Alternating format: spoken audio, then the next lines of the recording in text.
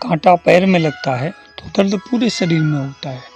शरीर में किसी भी स्थान पर कोई भी चोट लग जाए तो पूरे शरीर को दर्द होता है। मस्तिष्क में अगर दर्द हो रहा है तो पूरे शरीर को अनुभव होगा।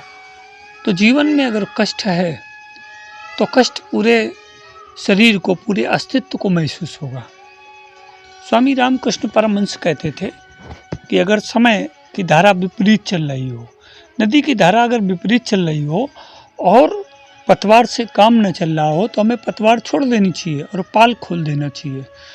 तो जो हवा का रुख है वो पाल के सहारे नदी को और नाव को दिशा दे करके बहा कर ले जाएगा। आपके जीवन में दुख ही दुख है।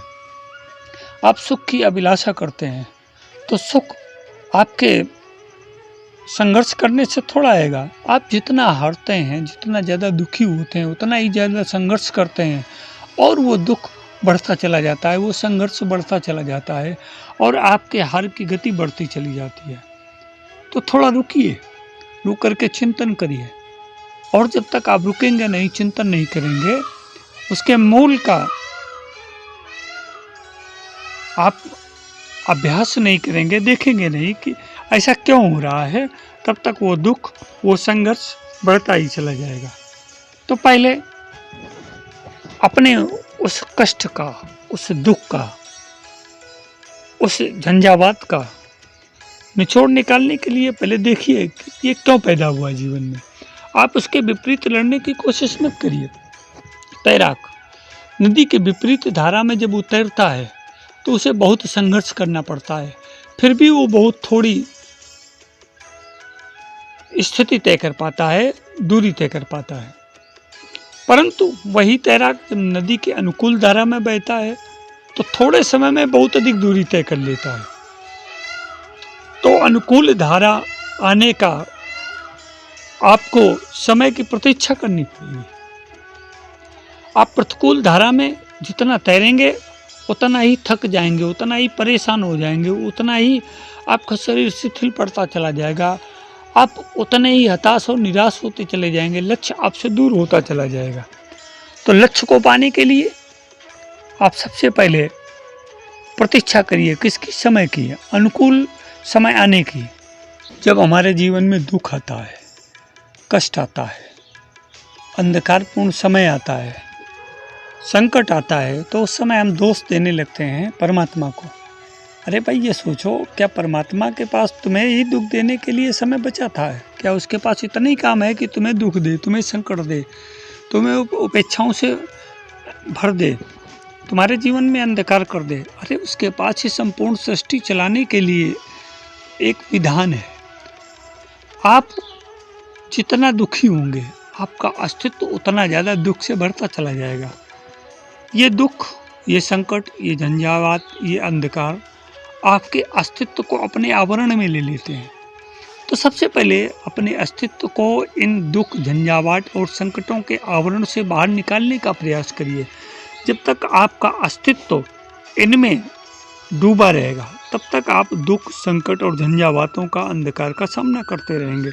रात्रि बहुत लंबी होती है और आप रात्रि का रोना लेकर के बैठिए तो रात्रि तो होना निश्चित है और रात्रि के बाद दिन भी होना निश्चित है।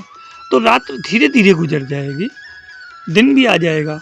तो जब दिन आ जाएगा तो अपने शेष काम पूरे कर लेना।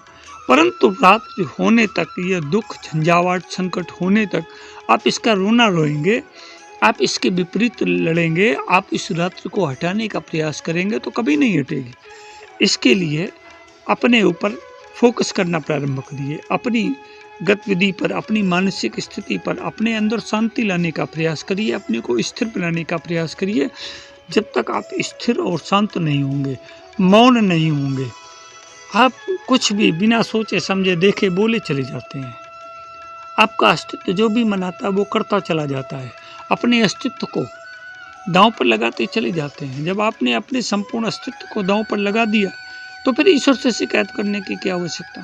तो पहले अपने अस्तित्व को सुधारिए, उसमें सुधार लाइए। इसके पश्चात देखिए कि आपका जीवन सुधरता है कि नहीं सुधरता है। हानि लाभ, जीवन मरण, यश अपयश, दिन रात, सुख दुख, मिलन विछोह, ये सब सृष्टि का विधान है। एक के बिना दूसरा अधूरा है, दूसरे के बिना ये पहला अधूरा है। तो जब तक सुख नहीं होगा तो दुख का अर्थ हम क्या समझेंगे, और जब तक दुख नहीं आएगा तो हम सुख का अर्थ वास्तविक रूप से नहीं समझ पाएंगे। अगर रात नहीं होगी तो दिन का हमें एहसास कैसे होगा, दिन की सुखानुभूति कैसे होगी। इसी तरह से जीवन में बहुत सारी स्थितियाँ परिस्थितियाँ ऐसी हैं कि बिना एक के दूसरा अधूरा है। इसलिए इस बात को अच्छी तरह से समझिए और समझ करके इस बात का प्रयास करिए कि जब विपरीत परिस्थिति हो तो विपरीत परिस्थिति में अपने को बनाए रखने के लिए अपने आप को संयमित करिए, अपने आप को स्थिर करिए, अपने आप को मौन करिए, अपने आप को लक्ष्य केंद्रित करिए और धीमे धीमे प्रयास करिए कि हम ऐसे रास्ते पर बढ़ें, चिंतन करके अपने ज्येष्ठों से, अपने गुरुओं से, अपने मित्रों से परामर्श करके हम ऐसे रास्ते पर बढ़ें कि जो रास्ता हमें हमारे लक्ष्य तक ले जाए, तभी आप सफल हो सकते हैं। अन्यथा झंझावातों जैसे संकटों से, दुर्धर्ष परिस्थितियों से, विषम स्थितियों से आप कभी भी अकेले लड़ नहीं सकते हैं, क्योंकि आप जिस समय रास्ते पर निकलते हैं तो आप अकेले होते हैं और स्थितियाँ बहुत सारी होती हैं, बहुत विषम परिस्थितियाँ, बहुत विषम संकट होते हैं जिनसे पार आपको अकेले पाना होता है। इसलिए संतुलित मन से, संतुलित दिमाग से आप अपने मार्ग पर बढ़ने का प्रयास करिए। एक योद्धा रणभूमि में जब जाता है तो वो सैकड़ों योद्धाओं से, दुश्मनों से घिरा होता है, परंतु वो सतर्क दृष्टि रख करके वो एक अकेला दर्जनों सैकड़ों से लड़ता है और सबको परास्त करके विजेता बन करके निकलता है। जब तक वो उन सबको परास्त नहीं कर देगा तब तक उसे विजेता का श्रेय नहीं मिलता है, और अगर वो स्वयं परास्त हो गया, मारा गया, तो वीरगति मिलती है, उसको शहीद का दर्जा दिया जाता है।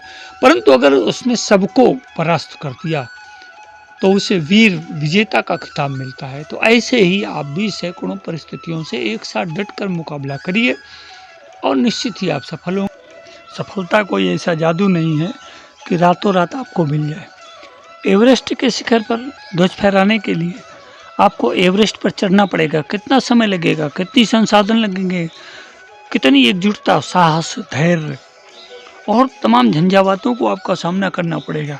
तब कहीं आप जाकर के दिन और रातों की मेहनत आपकी सफल होती है, तब आप एवरेस्ट पर पहुंच पाते हैं और वहाँ ध्वज फहराते हैं, फिर आपको इसका श्रेय मिलता है। इसी तरह से ये जीवन बहुत तरह की विषम विपरीत परिस्थितियों का मेल है। इन विपरीत परिस्थितियों के चक्रव्यूह को तोड़ने के लिए आपको अभिमन्यु बनना पड़ेगा, और जब आप अभिमन्यु बन के इस चक्रव्यूह का भेदन करेंगे तो निश्चित ही आपके जीवन में सुखद सवेरा आएगा। इसमें कोई अपने मित्रों को भी शेयर करके उन्हें प्रोत्साहित करेंगे। सफल जीवन की यात्रा के साथ राजन आचार्य का सादर अभिवादन।